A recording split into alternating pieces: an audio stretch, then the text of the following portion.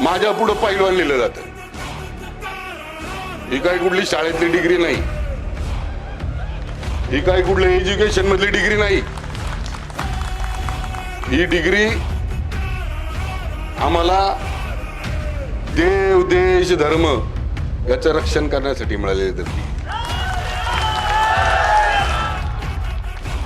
मला खरंच हे वक्फ बोर्ड काय मला माहिती नव्हतं. मला हल्ली हल्ली कळायला लागलंय.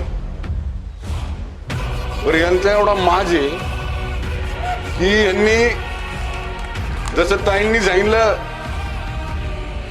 जुनं मागायला व्यापारी मंडळाले राज्यकर्ते झाले ब्रिटिश, तसे यांनी आपल्या देवस्थानच्या जागेमध्ये आपल्या गाववाल्यांनी दया करून काहीतरी त्यांना धंदा पाण्यासाठी जागा दिली. आता ते मालक होऊ इच्छितात. संपूर्ण देशात म्हणजे सरकारनंतर कुणाची जास्त जागा असेल ते वक्फ बोर्डाची जागा आहे.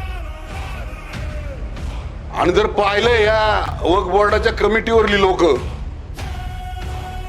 अशी राहतात जशी काय रोज दगडी फोडायला कुठं कामाला आहे.